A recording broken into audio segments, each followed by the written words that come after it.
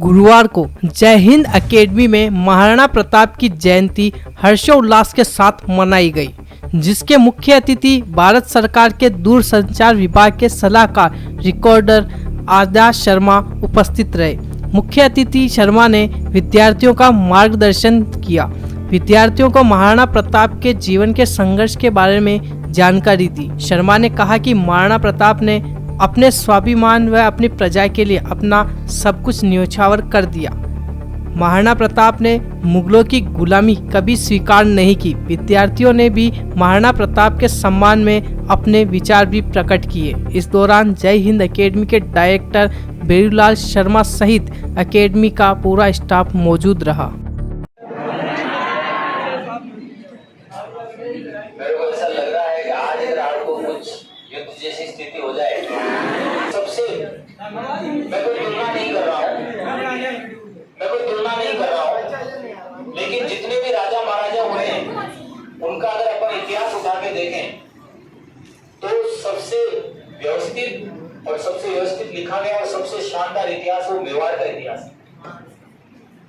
और दूसरी बात, राजस्थान के इतने राजपूत राजा हुए हैं, मैं ये नहीं कहता कि महाराणा प्रताप ने हमें स्वतंत्रता दिलाई या महात्मा गांधी जी ने भारत को आजादी दिलाई। कोई पर्टिकुलर एक व्यक्ति नहीं होता है, क्योंकि उस व्यक्ति का जो योगदान होता है ना, वो कभी भुलाया नहीं जा सकता। आज अगर हम बात करें राजस्थान के इतिहास की तो एक बहुत छोटी सी लाइन कही गई है कि राजस्थान का हर पत्थर इतिहास बोलता है। अब यूं नहीं आप नीचे जाके पत्थर उठा लो साहब बोल दो, वो नहीं है। हर पत्थर इतिहास बोलता का मतलब ये है कि राजस्थान की ऐसी कोई धरा नहीं है, कोई ऐसी जमीन नहीं, कोई ऐसी जगह नहीं जहां पर कोई ऐतिहासिक घटना नहीं हुई हो। आप जिस जगह बैठे वहां पर भी युद्ध हुआ है।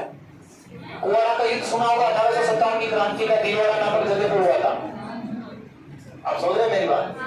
दूसरी बात, महाराणा प्रताप ने जो ऐतिहासिक लड़ाई लड़ी है, ठीक है, अपने स्वाभिमान की, क्योंकि स्वाभिमान सबसे ऊपर होता है। हम तो आप बहुत सारी चीजें पढ़ते हो, हम बोलते साहब आजकल लोग पगड़ी नहीं पहनते। आपको पता है पगड़ी का, आप जो कंपटीशन की तैयारी करो, हमारा क्वेश्चन आता है प्रतिष्ठा का प्रतीक क्या माना जाता है? पगड़ी माना जाता है। तो ये सारा युद्ध प्रतिष्ठा के लिए हुआ। जितने भी आज महान जो इतिहासकार हुए हैं, जो इतिहास रचा उन्होंने, उनमें कभी कभी मुझे भी फील होता है, क्या पता मैं पुराने जन्म में भी कोई महाराणा प्रताप की सेना में योद्धा रहा हूं, बस मेरी यादाश्त नहीं आ रही। कभी फील होता है, इतिहास पढ़ाता हूँ मैं भी, राजस्थान जी के पढ़ाता हूँ, मैं राजस्थान का इतिहास कला संस्कृति पढ़ाता हूँ। तो मैं कभी सोचता हूँ, मेरे को जब इतिहास पढ़ाता हूँ तो मेरे को थोड़ी भगवान यादाश्त दे दो कि पिछले जन्म में कोई योद्धा तो रहा होगा। ये घटना आदरणीय महाराणा प्रताप जी ने मेवाड़ की कोई बात में तो शांति बनाए रखें, और अपने IQ का, और आप क्या पढ़ रहे हैं और आप किसको बिलोंग करते हैं, इसको मान करके आपको बताना पड़ेगा। और केवल यूं आपस में अगर आप बातें करते हैं तो फिर बात का मजा नहीं आए। आप बताइए कि मेवाड़ को क्यों जाना जाता है? आज चलिए बताइए। वीरता के लिए, बलिदान के लिए, त्याग के लिए और अपने अस्तित्व के मर मिटने के लिए। बहुत बढ़िया। क्या नाम है? अनीता चौधरी। और बताइए, बताओ। ए भाऊ अमर रहे माँ, हम दिन चार रहे न रहे, हम दिन चार रहे। ऐसी भावना को लेकर के महाराणा प्रताप जी ने अपना सर्वस्व इस मातृभूमि के लिए न्योछावर कर दिया। और आज आदरणीय महाराणा प्रताप जी की ज्येष्ठ शुक्ल तृतीया पर हम जयंती मना रहे हैं। एक बार आप सब दोनों हाथ खड़े करके महाराणा प्रताप जी का जयकार लगाएंगे। प्रताप की जय, मेवाड़ मातृभूमि की जय, भारत माता की जय, जय राजस्थान।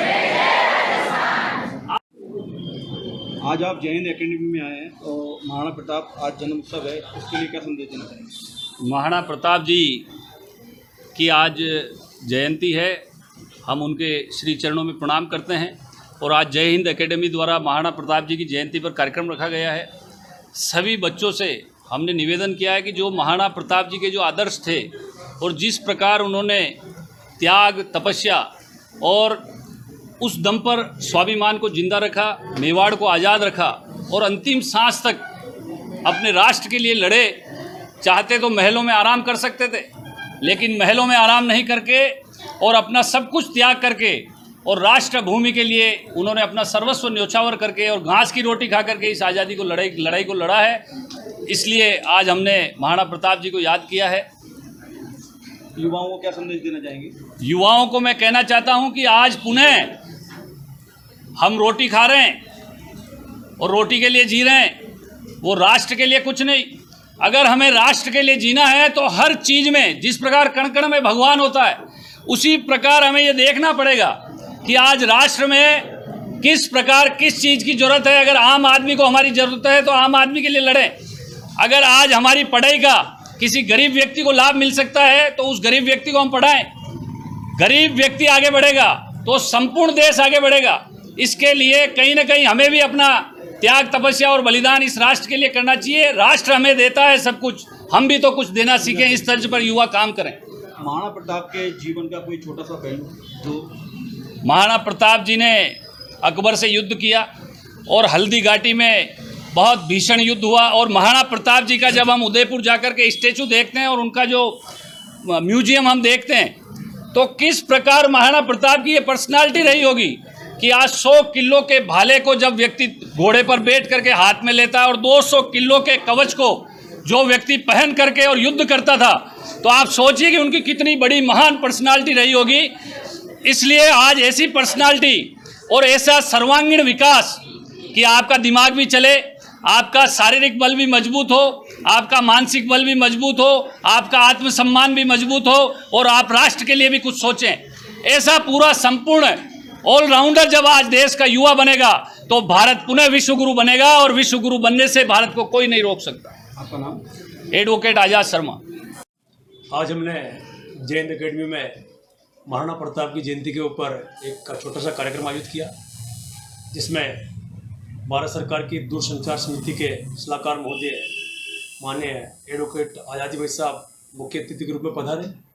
हमारे संस्थान के विद्यार्थियों को मोटिवेट किया, मार्गदर्शन दिया, महाराणा प्रताप जी की जयंती के ऊपर अपने विचार रखे और बच्चों को उनके लिए प्रेरित किया कि महाराणा प्रताप ने हमारे मेवाड़ के लिए क्या किया।